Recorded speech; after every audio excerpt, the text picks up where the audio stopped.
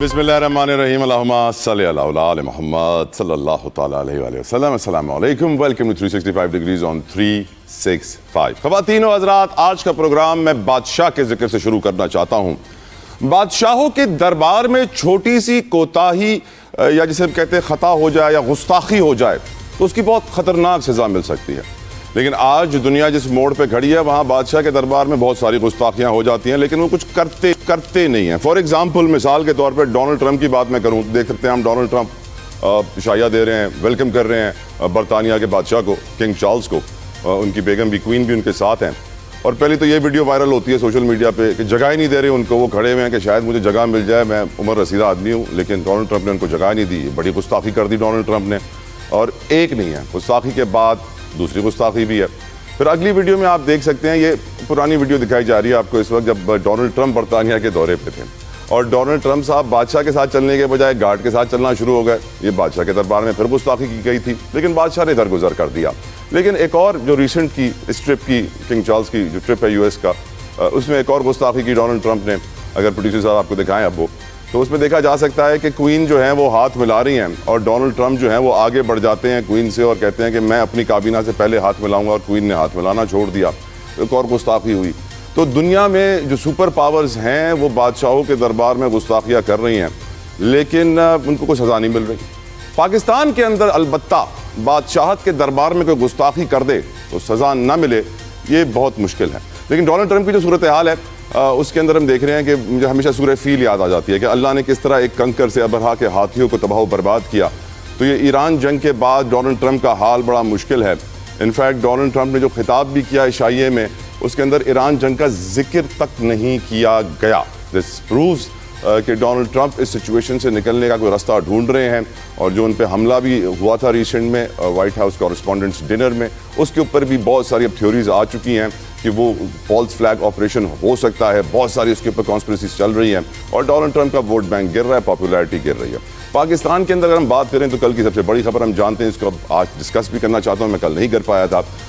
अदलिया के मामला, अदलिया के अंदर हम जानते हैं कि जुल्फ़िकार अली भुट्टो को जब मर्डर केस उनके ऊपर चलाया गया था तो एक जज थे जस्टिस सफदर हुसैन शाह साहब, और उन्होंने इख्तलाफ किया। उन्होंने कहा ये गलत केस चलाया जा रहा है, उनकी डिग्री जाली करार दे दी गई थी और वो पैदल पाकिस्तान से अफगानिस्तान के रास्ते मुल्क से बाहर गए थे।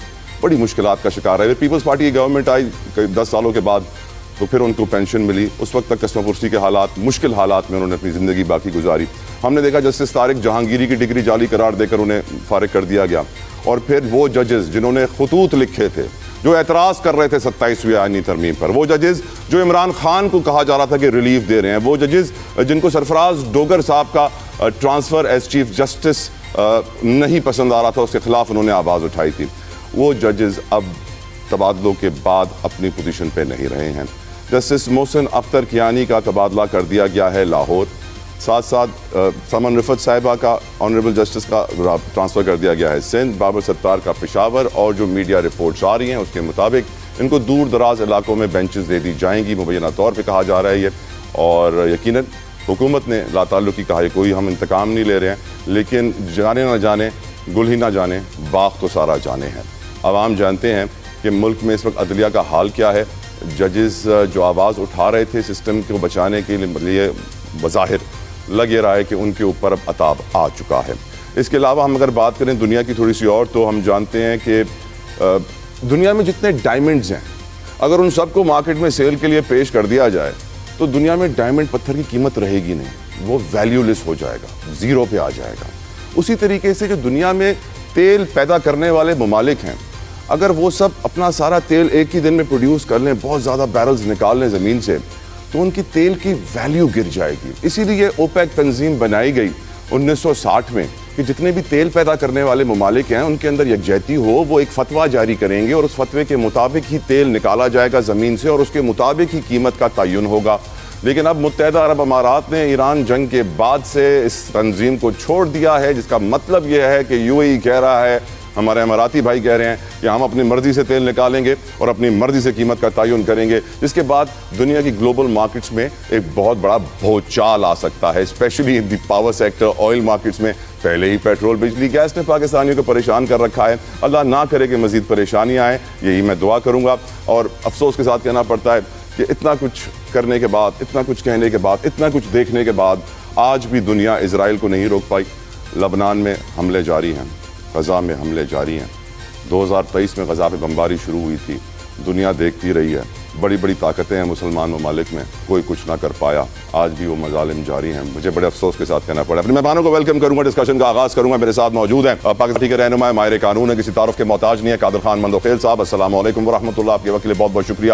میرے ساتھ موجود ہیں پاکستان تحریک انصاف کے علی بخاری صاحب، کسی تعارف کے محتاج نہیں ہے، ہمیشہ ہماری عزت میں اضافہ کرتے ہیں ہمارے شو میں آ کے۔ علی بخاری صاحب السلام علیکم ورحمۃ اللہ، بہت شکریہ آپ کے وقت کے لیے۔ میرے ساتھ موجود ہیں PMLN کے غوث محمد نیازی صاحب۔ نیازی صاحب السلام علیکم، بہت مشکور آپ کے وقت کے لیے سر، جزاک اللہ خیر۔ گفتگو کا آغاز میں کرنا چاہوں گا قادر خان مندوخیل صاحب آپ سے۔ سر سب سے پہلی خبر جو میں آج ڈسکس کرنا چاہتا ہوں کہ ٹرمپ کا حال کیا ہو گیا ہے سر، بڑی مشکل میں آ گیا ہے ڈونلڈ ٹرمپ، ہر طرف سے اس کو گھیر لیا گیا ہے، دنیا کی سپر پاور، وہی میں جو اللہ تعالیٰ کا کنکر تھا جس نے ہاتھی کو تباہ کیا، مجھے ایران ویسا ہی نظر آتا ہے، ایک چھوٹا سا ملک پابندیوں کا شکار، دنیا کو ہلا گیا، اوپیک سے UAE نکل گیا، دنیا اب تیل کی قیمتوں کو مانیٹر کر رہی ہے، بڑی مشکلات ہیں۔ آپ کیسے دیکھتے ہیں سر قادر خان مندوخیل صاحب سر ٹرمپ کے حالات کو؟ بہت شکریہ جتوئی صاحب۔ پہلے تو ٹرمپ کے بارے میں یہ مشہور ہے کہ ان کے بارے میں کوئی بھی بندہ پریڈکٹ نہیں کر سکتا ہے یا پیشن گوئی نہیں کر سکتا ہے، وہ کچھ بھی کر سکتا ہے۔ اور آپ کے نظر میں وہ رپورٹ نہیں گزری ہے جو ٹرمپ کے مبینہ دوستوں نے کیا کیا حرکتیں کر رہے تھے، کیا کیا معصوم بچوں کے ساتھ خون کا، وہ بھی ایک سٹوری اپنی جگہ پہ موجود ہے۔ باقی جو آپ نے کہا کہ ملکہ سے ہاتھ نہ ملانا، یہ چھوٹی موٹی بدتمیزی تو جب وہ کسی قانون کو نہیں مانتا ہے، کسی UN کو نہیں مانتا ہے، تو یہ بدتمیزی تو اس کی حق ہے، وہ اپنے لیے حق سمجھتا ہے، وہ چیز ہے۔ تو یہ ساری چیزیں ٹرمپ جانے، اس کا اپنا اخلاق جانے، اس کا ملک جانے، ہمارا کیا لینا دینا۔ باقی جو آپ نے اوپیک پلس سے جو UAE نکلا ہے، میرے حساب سے یہ ہمارے لیے اچھی خبر ہے۔ اچھی خبر یہ ہے، میں آپ کو مثال دیتا ہوں، آپ واقف ہوں گے یقیناً، آپ سندھ کے رہنے والے ہیں۔ حیدرآباد میں ایک بمبئی بیکری کے نام سے، اور پہلے تو 200 کیک نکالتے تھے، آج کل مجھے نہیں پتا 200 کیک۔ جب میں نے پوچھا کہ یار اتنے لائن سے لوگ لگے ہوتے تھے اور 200 کیک کیوں، تو زیادہ کیوں نکالے؟ اس نے کہا نہیں، وہ اپنا ریکارڈ خراب نہیں کرنا چاہتے ہیں اور کوالٹی نہیں گرانا چاہتے ہیں۔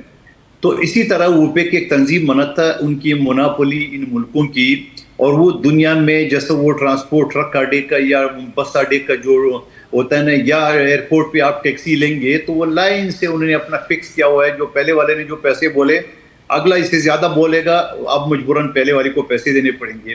تو یہ ایک مناپولی تھی یہ جو تیل پروڈیوسنگ کنٹریز کا، اور اس لحاظ سے ہمارے لیے اچھا یہ ہو گیا کہ مجھے پتہ ہے UAE ہدایت پہ یہ سارا کام کیا ہے، وہ بھی آپ سب کو پتہ ہے، امریکہ ہی اور کون ہے، اور وہ تاکہ جو ان کا جو یہ جو ایئرپورٹ پہ ٹیکسی کا ریٹ، یا میں بمبئی بیکری کا یا جو چیزیں بتا رہا ہوں، اس سے یہ ہے، یہ کم سے کم یہ جو تیل خریدنے والے پاکستان جیسے غریب ملک، ان کو فائدہ ملے گا۔ لیکن سوال یہ ہے، میں بار بار یہ اٹھا رہا ہوں مسلم لیگ نون کے دوستوں کے سامنے، کہ یہ کیسے ملک ہے ایران، جو ہندوستان کو تو تیل دے سکتا ہے، اڈے دے سکتے ہیں، چابہار پورٹ دے سکتے ہیں، چائنا کو تیل دے سکتے ہیں، ہم پڑوس میں بیٹھے ہوئے، ہماری گیس لائن بارڈر تک آئی ہے، آگے ہم امریکہ کے ڈر کی وجہ سے نہیں لے سکتے ہیں۔ فائدہ نہ گورنمنٹ کو ہوتا ہے اور نہ عوام کو ہوتا ہے، فائدہ ان پیٹرول پمپوں کو ہوتا ہے، اور یا جو بیچ میں لوگ اپنا توڑ جوڑ یا رشوت لیتے ہیں ان کا ہوتا ہے۔ تو اس کے اوپر حکومت کو سوچنا چاہیے۔ اور امریکہ تو آج کل ہمارا سمجھ لو محتاج ہے، ہم اس کی صلح کرا رہے ہیں، تو ان کے سامنے یہ گزارش بھی رکھ سکتے ہیں حکومت کہ جب چائنا کو تیل لینا جائز ہے، باقی ملکوں کو جائز ہے، ہمارے دشمن ملک ہندوستان کو جائز ہے، تو ہم نے کون سا بکری چوری کی ہے جو ہمارے ساتھ یہ زیادتی ہو رہی ہے؟ بالکل صحیح کہہ رہے ہیں۔ میں یہ سمجھ رہا ہوں کہ ساری چیزیں اس طرح سے حل ہو سکتی ہے، لیکن بولنے والا تو ہو نا۔ اب وہ آپ شہباز شریف صاحب کو وزیر اعظم بنائیں گے، مجھے تو امید نہیں ہے کہ وہ بول سکے گا۔ ہاں البتہ فیلڈ مارشل صاحب ضرور یہ بات کر سکتے ہیں، اور ان کو کہنا بھی چاہیے۔ علی بخاری صاحب آپ کی طرف آنا چاہتا ہوں۔ یقیناً بہت ساری باتیں مندوخیل صاحب نے کی ہیں، لیکن ایک طرف جو انہوں نے اشارہ کیا کہ UAE اپنی نئی صف تیار کر رہا ہے جس کے اندر مودی ہے, جس کے اندر نیتن یاہو ہے, جس کے اندر امریکہ ہے, جس کے اندر یو اے ای ہے.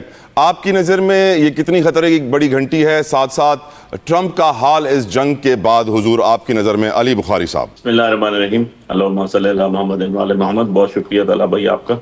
دیکھیں طلحہ بھائی, یہ 3 چیزیں آپ نے 1 بائی 1 ساتھ جوڑی ہیں. نمبر 1 میں یہ بتاؤں آپ کو کہ جو یو اے ای کا اس تنظیم سے نکلنا ہے, ہمیں اس کا کوئی فرق نہیں پڑتا جہاں تک میں پاکستان کی بات کروں تو.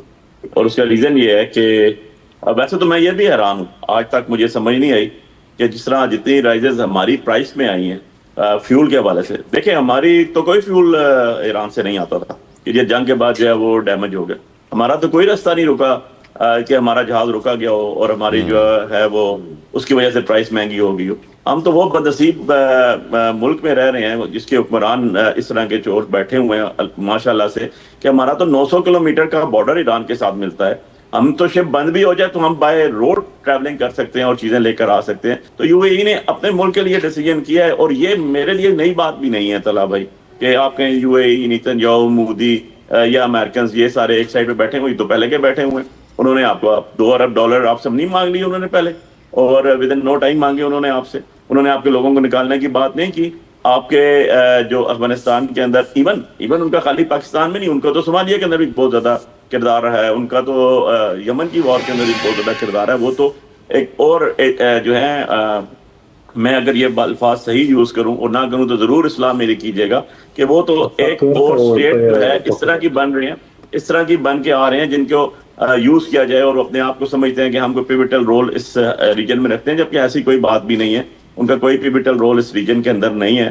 آپ نے دیکھ لیا کہ 47 سال جو ہیں وہ ایران کے اوپر پابندیاں رہی, لیکن ان کی جو 17 دن کی ہرمز بند کر کے جو ہے ساری دنیا کو تڑپا دیا. 2 چیزیں اور ایڈ کر دوں اس کے اندر. قادر مندوکیل صاحب نے بالکل صحیح بات کی, میں ان کی اس بات سے ایگری کرتا ہوں کہ ہم نہیں لے سکے چیزیں, ہمارے لیڈرشپ کا قصور ہے. تو یار باقی پاکستان والوں کو لانے میں آپ کو کون سا حرج ہے؟ یا اتنا تو آپ پہ ورث ہونا چاہیے, اتنا اسٹیمنا ہونا چاہیے, اتنا اخلاقی جرت ہونی چاہیے کہ اپنے لوگوں کا ڈیفینس, جن کی وجہ سے آپ حکومت میں بیٹھے ہوتے ہیں. خیر یہ تو حکومت میں عوام کی وجہ سے نہیں بیٹھے ہوئے, لیکن سم عدد جیسے بھی ہے, آپ ایک پاور کوریڈور یوز کر رہے ہیں تو آپ یہ کہیں گے کہ ہمارے لوگوں کے پاس گیس نہیں ہے, ہمارے لوگوں کے پاس بجلی پرابلم آ رہا ہے, ہمارے لوگوں کے پاس آئل پرابلم آ رہا ہے, تو ہمیں اجازت دی جائے. تاکہ ہم اجازت ہی مانگنے والی بات ہوگی نا, اور کیا ہو گیا کہ ہم آپ انڈیا کو دے سکتے ہیں, انڈیا رشیا سے بھی ٹریڈ کر سکتا ہے, انڈیا اس دوران میں ایران سے بھی ٹریڈ کر سکتا ہے, اور آگے بیچ بھی سکتا ہے. سستا اٹھاتا ہے اور مہنگا بیچتا ہے, خود تو جنریٹ نہیں ہو رہا ان کے ملک میں کوئی بھی. تو ایک اتنا بڑا فلو ہے, یہ اتنا بڑا ہماری پالیسی میکنگ کے اندر فلو ہے, جس کا امپیکٹ کس پہ آ رہا ہے, جس کا امپیکٹ عوام الناس کے اوپر آ رہا ہے. اور اب بات یہ ہے کہ ہمارے ہاں لیوی لگی, ٹھیک ہے, یہ بات بھی انڈرسٹینڈیبل ہے کہ اگر 95 بیرل کا ڈالر کا آئل ہے, اور جب وہ آئل جو ہے 95 بیرل سے 100 پہ ہوگا, 110 پہ ہوگا, تو اس ریشو سے آپ کی بڑھ جائے گی, اس کی پرائسز سمجھ لگتی ہے.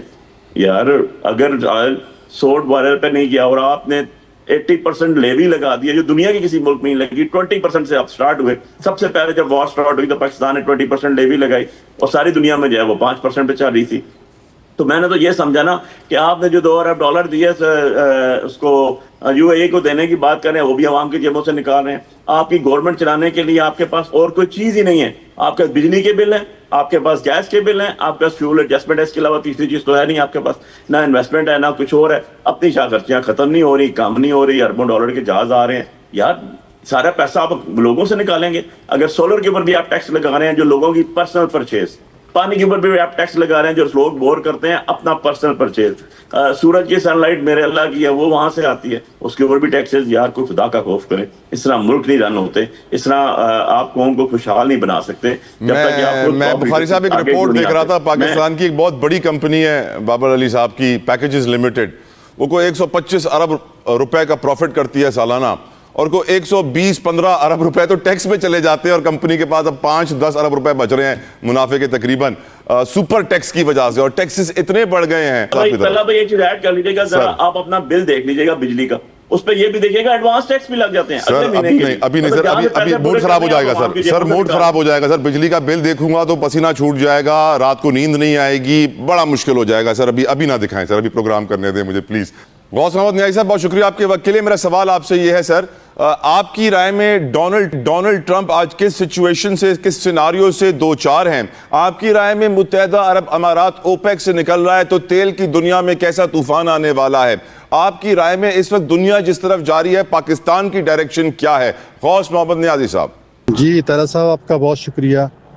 آپ دیکھیں جی جو دنیا میں حالات چل رہے ہیں اور ڈونلڈ ٹرمپ کا جو حال ہے, ایک سپر پاور تھی اور اس نے جو آپ دیکھو وہ سپر پاور ایسا لگتا ہے کہ وہ جس طرح کا ایران اس نے مقابلہ کیا ہے اور ایران کی وجہ سے اسے ہزیمت کا سامنا کرنا پڑا ہے, اور جو امریکہ خود نہیں کرنا چاہتا تھا یہ اس کے ساتھ جو اسرائیل کے کہنے پہ سب کچھ کیا ہے اور اس کی وجہ سے اسے پوری ہزیمت کا سامنا کرنا پڑا ہے. تو ٹرمپ کو تو اپنے اقتدار بچانے کے لیے یا وہ جو ہے وہ بہت کچھ کرنا پڑ رہا ہے. اس کے خلاف آپ کو پتہ ہے کہ کانگریس میں باتیں ہونے لگی ہیں کہ 25 ترمیم کے ذریعے ڈونلڈ ٹرمپ کو ہٹا دیا جائے. ایسی باتیں بھی ہونے بڑی اور اس بات میں بڑی شدت جو ہے. دوسرا یہ نومبر میں ڈیموکریٹس جو الیکشن ہو رہا ہے ان کے, تو وہ بھی اس کا امکان ہے کہ شاید جو ریپبلکن وہ شکست کھا جائیں گے, جس کے بعد اس کے اختیارات یا جو فائنانس کے اختیارات ہیں ٹرمپ کے وہ ختم ہو جائیں گے.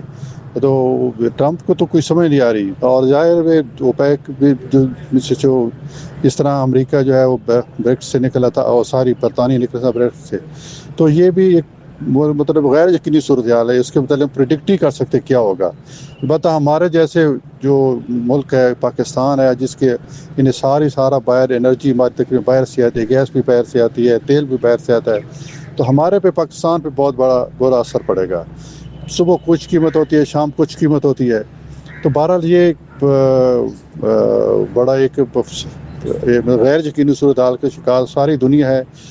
تیل پیدا کرنے والے ملک ہیں وہ بھی غیر یقینی صورتحال کے سے تو چاہ رہے ہیں. پاکستان بھی جو ہے, ایون کہ امریکہ وہ بھی جو ہے یہ غیر یقینی صورتحال سے تو چاہ رہے ہیں. ٹرمپ کا اپنا مستقبل خطرے میں نظر آ رہا ہے. تو یہ بہت ساری ایسی چیزیں ہیں کہ وقت کے ساتھ ساتھ دن بہ دن جو حالات بدل رہے ہیں, تو اس میں یہ پتہ چلے گا کہ آخر فیوچر میں کیا ہوگا. تو پاکستان جیسے ملک میرے خیال میں اب تک الحمدللہ احتیاط سے چل رہا ہے اور پوری کوشش کر رہا ہے صلح کرانے کی ایران اور اس کی امریکہ کی, اور پوری دنیا نے اس کو تسلیم بھی کیا ہے. خواجہ پالیسی میں تو الحمدللہ بہت مچے جا رہے ہیں. اب ہمیں بار کرنے کی ضرورت ہے معاشی پالیسیوں کے. اور خواجہ جی اگر مسئلے حل ہو جاتا ہے جس طرح کہ اب حمس کا مسئلہ ہے جہاں ہمارے جہاز گزرتے ہیں, اللہ کرے جلدی ہے یہ حل ہو جائے, تو پھر اس کے بعد ہم انشاءاللہ جو ہے وہ معاشی حالات کو بھی اس کی طرف دیکھیں گے اور اس پہ انشاءاللہ قابو پائیں گے. پاکستان کی تاریخ میں ہم نے پہلے کبھی اس طرح ججز کو ٹرانسفر ہوتے ہوئے نہیں دیکھا جس طرح ہم آج دیکھ رہے ہیں.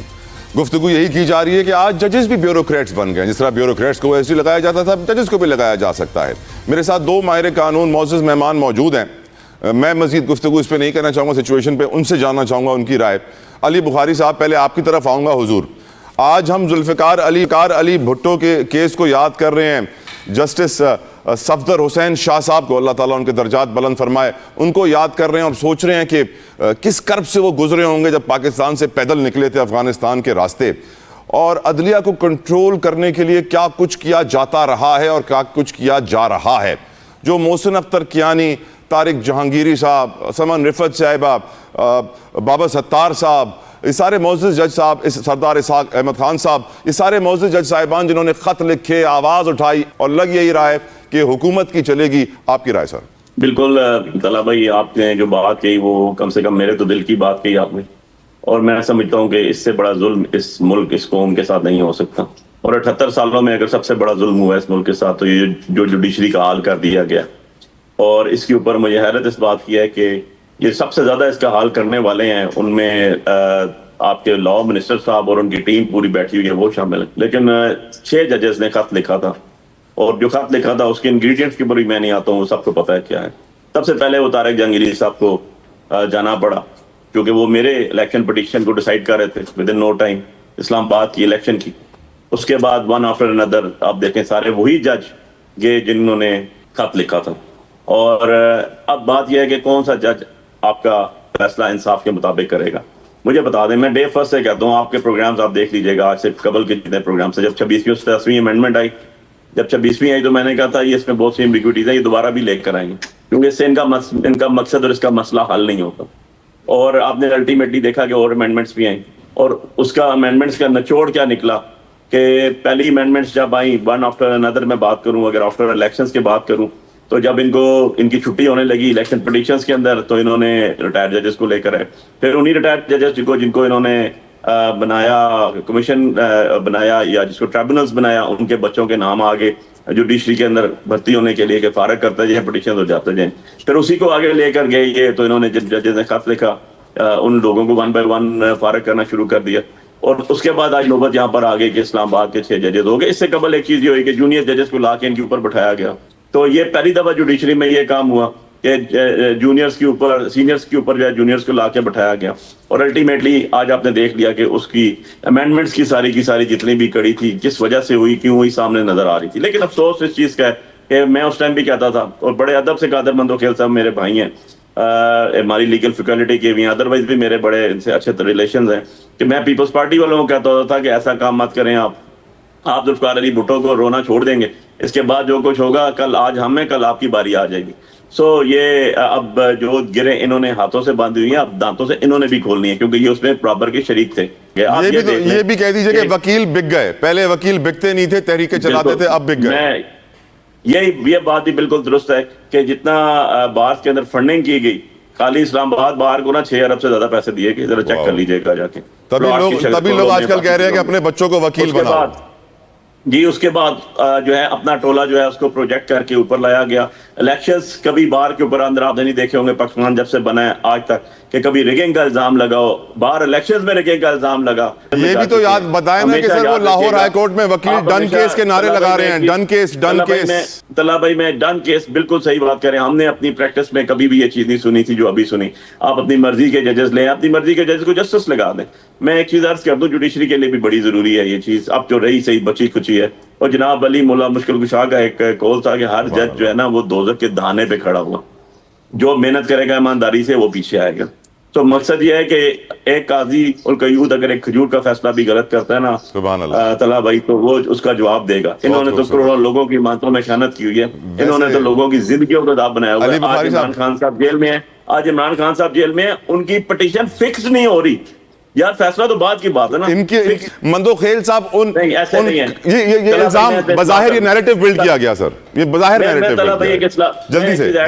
جلدی سے آپ یہ دیکھ لیں کہ جن ججوں نے عمران خان صاحب کو ریلیف دیا, ان ججوں نے نواز شریف کو بھی ریلیف دیا. اگریڈ. آپ کو معلوم ہے مندوخیل صاحب ان چند وکیلوں میں سے ہیں پاکستان کے جو عدلیہ کے ایسے کریٹیک ہیں اور ایسے کھل کے بات کرتے ہیں جو کوئی نہیں کرتا, جن کی وجہ سے میں ان کو سلام پیش کرتا ہوں اس بات کے اوپر. اور ہمیشہ یہ کہتے ہیں کہ جس طرح جوڈیشری میں لوور عہدوں پہ امتحان اور ٹیسٹ اور انٹرویو لیے جاتے ہیں, کاش ججوں کے لیے بھی اسی طرح اسکروٹنی ہو. مندوخیل صاحب آپ کی رائے اس پوری صورتحال پہ سر. جتوئی صاحب ججوں کے اپارٹمنٹ میں آپ کے پروگرام میں کافی میری بات کی ہے, قومی اسمبلی میں بل بھی پیش کیے میں صرف ہمارے چھوٹے بھائی علی بخاری صاحب سے پوچھنا چاہتا ہوں کہ جب جسٹس محسن اختر کیانی صاحب وزیر اعظم کو نوٹس دے سکتا ہے اور عدالت طلب کر سکتا ہے, تو عمران خان صاحب جو ملاقات میں کون سی رکاوٹ تھی جو نہیں کر سکتا؟ بار بار وہ کورٹ ہدایت بھی دے چکی تھی آپ کو ملاقات کی, مگر وہ کیوں وزیر اعظم کو اور مریم بی بی کو اس نے نہیں طلب کی ہے جسٹس محسن اختر کیانی صاحب نے. اور یہی جسٹس محسن اختر کیانی صاحب تھے جب وہ شہباز شریف کے پرنسپل سیکرٹری جو اس وقت ایڈوائزر ہیں ان کے توقیر شاہ, ان کی ہدایت پہ میری خصوصی کمیٹی قومی اسمبلی کے سارے پروسیڈنگ کو عوام میں اڑا دیے, جبکہ آرٹیکل 9 کے تحت کوئی عدالت اس میں انٹرفیئرنس نہیں کر سکتا ہے. اور پھر اسی اسلام آباد ہائی کورٹ کے 6 ججز صاحبان نے جو نے ایک بینچ بنا کے اور 2 اینکر کو شوکاس دیے اس کو بچانے کے لیے. پھر اسلام آباد بار کے صدور میرے ساتھ مختلف شو میں بیٹھے تھے, وہ کہتے ہیں نہیں جج بننے کے لیے دورین شریعت کوئی وہ نہیں ہے. تو پھر میں نے مثال سنا, ایک مرتبہ میں اندرون سندھ جا رہا تھا, ایک ہوٹل پہ چائے کے لیے رکا, ہوٹل کے اندر لکھا ہوا تھا کہ یہاں چوری کرنا منع ہے. تو میں نے کہا بھائی جب سیاستدان کے لیے کونسلر کے لیے دوری شہرت منع ہے تو ججز کو کہاں وہ کہہ رہے لکھا نہیں ہے. قادر خان مندوخیل کیوں بکواس کرتا ہے روزانہ ٹی وی پہ, بتا دیں ہمیں. لیکن جب ٹرانسفر کیے تو بڑی پریشانی ہو گئی ان کو. سمن رفت, باقی رفت صاحبہ اچھی جج ہے میرے نظر میں نے اس کے بارے میں کوئی سنا نہیں ہے. طارق جہانگیری, منصور علی شاہ, اطہر من اللہ, ان کے بارے میں بھی بتائیے.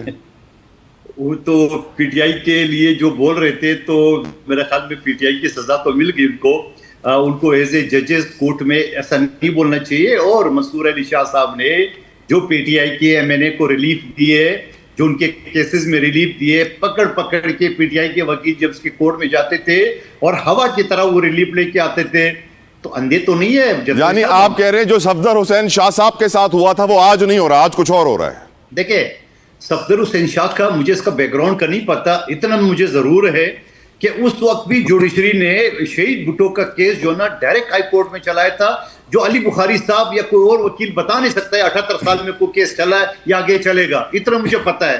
اس کیس کا بیک گراؤنڈ نہیں پتا کہ صفدر حسین شاہ صاحب کو کیوں ہٹایا یا کیا تھا, مجھے نہیں پتا. مجھے جسٹس جہانگیری صاحب کے ساتھ بھی ہمدردی ہے جو اس کی ڈگری کو جعلی قرار دی گیا ہے. بات یہ ہوتا نا, میں تو بات اپنی مزاج کے مطابق کروں گا, وہ تو نہیں کروں گا کہ جس نے میری پارٹی کو ریلیف دیا ہے اس کا میں تعریف کروں گا, جس نے ریلیف نہیں دیا اس کی تعریف نہیں کروں. میں تو سب کا شجرہ آپ کے سامنے رکھ رہا ہوں. لیکن سوال یہ ساری چیزیں کہ جب پاکستان میں بیوروکریسی ٹرانسفر ہو سکتے ہیں, پولیس افسران ہو سکتا ہے, تو ججز آسمان سے تو نہیں اترے نا, وہ کیوں نہیں ہو سکتا ٹرانسفر؟ لیکن جب آپ یہ بات کرتے ہیں حضور, جب آپ یہ بات کرتے ہیں مندوخیل صاحب, بہت اچھی بات ہے, اکاؤنٹیبلٹی اکراس دا بورڈ ہونی چاہیے, لیکن سیڈلی نہیں ہوتی نا سر. جو طاقتور ترین ہیں ان کی اکاؤنٹیبلٹی نہیں ہے, جن کے پاس تھوڑی سی کم طاقت اب بچی ہے ان کی اکاؤنٹیبلٹی ہوتی ہے. پنجاب حکومت کے فائنانس ڈپارٹمنٹ کی بجٹ دستاویزات سے جو ڈیٹیل سامنے آئی ہیں اس کے مطابق وزیر اعلیٰ پنجاب کے سیکریٹریٹ کا سالانہ خرچہ 170 کروڑ روپے ہے, ماہانہ خرچہ 14 کروڑ 17 لاکھ روپے ہے. 728 ملازمین ہیں جن کی بیسک سیلری 112 کروڑ روپے ہے, بیسک سیلری 30.2 کروڑ روپے ہے اور الاؤنس 81.7 کروڑ روپے ہے. تو اس طریقے سے 1.12 ارب روپے سیلری میں جاتے ہیں. ایسے ملک میں جہاں پر اتنی مشکلات ہوں کہ ہم پی آئی اے کے 33 جہاز 10 ارب میں بیچ دیتے ہیں اور پھر وہاں پہ ہم ایک 10 ارب کا ایک جہاز خریدتے ہیں جس کے 2 پائلٹ بھی رکھتے ہیں, اس کی تنخواہیں ڈالرز میں 32, 35, 38 ہزار ہوتی ہے. یقیناً صورتحال جو اس وقت لوگوں کی ہے اور جو صورتحال حکمرانوں کی ہے اس میں بہت بڑا فرق پایا جاتا ہے. کیپٹلزم میں کہا جاتا ہے رچ گیٹس ریچر, پور گیٹس پورر. لگ یہی رہا ہے کہ ہمارے حکمراں باتیں بڑی بڑی کرتے ہیں لیکن کام وہ نہیں کر پاتے, تضاد پایا جاتا ہے قول و فعل میں. مندوخیل صاحب آپ سے شروع کرنا چاہوں گا سر, یہ جو نمبرز سامنے آئے ہیں اس سے لگ تو یہی رہا ہے کہ کہا جاتا ہے کہ ہم کٹوتیاں کر رہے ہیں, ہم پیٹرول نکلیں گے, ہم گاڑیاں ڈاؤن کر دیں گے, کم گاڑیاں استعمال کریں گے, پر حقیقت اس کے بالکل برعکس ہے. باتیں کروڑوں کی, دکان کس کی وہ ہم سب جانتے ہیں. یور رائے مندوخیل صاحب. دیکھیں میں یہی پہلے سیگمنٹ میں عرض کر چکا ہوں کہ کفایت شعری ہم کو 78 سال سے کرنا چاہیے اور جب تک یہ ملک پاؤں پہ کھڑا نہیں ہوتا ہمیں کرنا چاہیے. یہ کیا بات ہے کہ کووڈ کے دنوں میں ہم کریں گے؟ میں تو یہ کہتا ہوں گا حکومت سے کہ آپ ابھی جو مزید پیٹرول بم گرائیں گے عوام کے اوپر, آپ ایسا کریں پورا ہفتہ چھٹی کرا دے, ایک دن رکھ دے پیر یا منگل کو, تاکہ لوگ جو ہے نا وہ پیٹرول ضائع نہ ہو. لیکن پھر جب میں یہ سوچ رہا ہوں کہ اگر ایک دن بھی کرا جائے تو نہ گھر میں نہ بجلی ہوگی نہ گیس ہوگی, پھر اس صورتحال میں کیا کریں گے عوام؟ یعنی باہر جائیں گے تو خرچے, گھر میں بیٹھ دیں گے تو عذاب, دکان میں جائیں گے تو عذاب, وہاں بجلی نہیں ہوگی. تو میں اس لیول کا مڈل کلاس اور لوور کلاس کی بات کر رہا ہوں جو عام غریب طبقہ ہے. میں جتوئی صاحب دعوے کے ساتھ کہتا ہوں حکومت کے جو ریٹ ہے سرکاری نوکری کا 40,000, 35,000, 38,000, خدا کی قسم کہہ رہے ہیں میرے اور شہباز شریف صاحب کا اور مخبر خاص کا الکائی کے بلدیہ ٹاؤن, اگر آج میں اعلان کروں کہ 10,000 کی نوکری کے لیے جس کو چاہیے وہ درخواست ہے, خدا کی قسم 10,000 سے زیادہ لوگ آئیں گے. یہ حال ہے غربت کی, یہ حال ہے عوام کی. 10,000 کی نوکری کے لیے میں کہتا ہوں ہزاروں درخواستیں آ جائیں گی اعلان کا اگر کی کسی نے. لیکن سوال یہ ہے آپ کو کس طرح, یعنی میرے حلقے اور شہباز شریف کا اور مخبر خاص کا حلقہ آج بھی 18 گھنٹے لوڈ شیڈنگ ہے, سخت سردیوں میں بھی لوڈ شیڈنگ. خدا کا خوف کالے, آپ نے کہ الیکٹرک کا یہ جو اجدا ہم پر بٹھا کے رکھا ہے, 24% وفاقی حکومت ہے وہ بھی دفع کرے, اس کو دے دے 100% ہی دے دے, جس طرح پی آئی اے آپ نے 100% دے دی ہے. ابھی جو سولر ہے سولر کے اوپر ٹیکس لگائیں گے, ابھی بڑی مشکل سے لوگوں نے سولر خریدنا شروع کر دیے. آگے سے یقین کریں گے, میرے ایک حلقے میں ایک دفتر میں نے کھولا, وہاں پہ میں نے بجلی کا میٹر لگایا, ابھی کنیکشن ہوا ہی نہیں ہے, 4,000 روپے آ گئے. بھائی کس چیز کا؟ بولے یہ تو ٹیکس ہے. بھائی ابھی تو کنیکشن نہیں لگا ہے. سوال یہ کہ یہ شانہ اخراجات کس سے پورے کریں گے؟ اسی غریب عوام سے پورے کریں گے. آپ مجھے بتاؤ کہ آپ کے جو ملک میں جو گاڑیاں ہیں, آپ نے पंजाब में मोटरवे पे तो आपने स्पीड लिमिट कम करा दी है कि ज्यादा पेट्रोल खाइए. आपने पंजाब में वहां कैमरे क्यों नहीं लगाए कि हजारों की तादाद में ये गाड़ियां लाखों की तादाद में क्यों जा रही है? आज भी इस्लामाबाद, कराची, लाहौर और पेशावर, कोयटा देख लें, लाखों की तादाद में गाड़ियां सड़कों पे. किससे चलती है वो गाड़ियां? बंद करा दे उसको. सबसे पहले दुनिया में कौन सा मुल्क है जिसको सरकारी गाड़ियां मिलती है? आपके मुल्क में लगभग, जो मेरे नजर से एक रिपोर्ट गुजरी, 80,000 गाड़ियां सरकारी अफसरान को दिए है या उजरा को दिए है. वो ले लो उनसे. यही सही कह रहे हैं आप, बिल्कुल सही कह रहे हैं. जो आदमी 22 ग्रेड का है वो अपनी गाड़ी नहीं खरीद सकता है.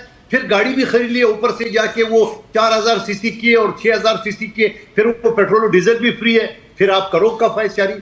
बिल्कुल सही कह रहे हैं सर, आई कम्प्लीटली एग्री. आपकी नज़र में बुखारी साहब, ये जो पंजाब के शहाना अखराजात हैं बादशाही स्टाइल वाले, जहाँ पे बेसिक सैलरी 30 करोड़ रुपए है, अलाउंसेस 81 करोड़ रुपए हैं. अगर बुखारी साहब मैं कोई बड़ी फैक्ट्री का मैं फाइनेंस उठा लूँ ना, जहाँ हज़ारों एम्प्लॉयज़ काम कर रहे हैं, जहाँ इंडस्ट्रियल बिजली इस्तेमाल हो रही होगी, गैस इस्तेमाल हो रही होगी, वहाँ भी मंथली पेरोल इतना बड़ा नहीं है जितना एक वज़ीर आला पंजाब के सेक्रेटेरिएट का है. लग यही रहा है कि अंदर बहुत सारी इंडस्ट्रियां चल रही हैं. आपकी राय सर? बिल्कुल तला भाई, आपने बड़ा सही पॉइंट आउट किया और बड़ी हैरत ज़दा बात है. हैरत ज़दा तो नहीं है, हम तो ये चीज़ें देखते आ रहे हैं. हमारे कौम बशमूल मेरे, हम लोग तो पैदा इसलिए हुए हैं कि इन जैसे लोगों की हुक्मरानी को बर्दाश्त करें. अदरवाइज तो और क्या है इसमें, नहीं तो अभी तक आवाम को बाहर आ जाना चाहिए था. बात बड़ी सिंपल सी है कि आप जब अखराजात से ज़्यादा तजावज़ करेंगे, अपनी कमाई से ज़्यादा अखराजात को, तो रिजल्ट क्या होगा? एक घर का बजट बना दें. आप एक घर का बजट बनाएं, आपके पास 10,000 रुपये, आप 15,000, 20,000, 25,000 की रोज का हर महीने खर्चा होगा, तो आपने कर्जों में डूबना है ना. इसके लिए आपको कफायत शायरी करनी पड़ती है. नारा मारना अलग बात है कि कफायत शायरी हो गई और ये हो गया. मुझे बता दें, IPPs को अभी तक बंद किया इन्होंने. अच्छा, सोलर अगर आप इंकरेज कर रहे हैं तो सोलर लगाने वाले लोगों को इंकरेजमेंट करें, उन पे रिबेट दें, उन पे उन लोगों को टैक्स फ्री करें ताकि आपका सारा सोलर पे चला जाए, ज्यादा निजाम सोलर पे चला जाएगा, आपका बर्डन कम हो जाएगा. एक और चीज अली भाई, एक और चीज, IPP तो आपकी अपनी है. आधे से ज्यादा 70% IPPs जो है ये प्रेजेंट सिटिंग गवर्नमेंट में बहुत एंड्स पे बैठे लोग जो हैं. ये भी तो बताया ना अली भाई, ये भी तो बताया ना कि हमने PIA 10 अरब की बेच के उसमें 33 जहाज थे, फिर एक जहाज खरीदा 10 अरब रुपए का, और फिर अभी ECC के इजलास में 6 अरब रुपए PIA होल्डिंग कंपनी के लिए फिर जारी किए हैं. जी, अब बात यह है कि ये सारी चीजें उन लोगों, वो लोग कर रहे हैं जो इंतहाई निकम्मे हैं. मुझे इस बात को कहने में कोई हर्ज नहीं है. जो कहते तो हैं हम अफलातून हैं, हम अरस्तू हैं, 3 नस्लें तो गुजर गई हैं यार. कितना इनको पढ़ने समझने के लिए सीखना चाहिए. किसी ले मैन को उठा के बैठा देते ना, तो अभी तक वो भी आपको रिजल्ट दे चुका होता. आप मुझे एक चीज बता दें, आप चाहे वो प्राइम मिनिस्टर हो, चाहे वो CM पंजाब हो, मुझे बता दें उनके बारे में कि उन्होंने कब पब्लिक गैदरिंग अकेले जाके अटेंड किया. कितना अर्सा पहले वो बस में बैठे हैं, कितना अर्सा पहले वो किसी शॉपिंग मॉल में गए हैं जहां पर ग्रोसरी चीजें लेने के लिए गए होंगे.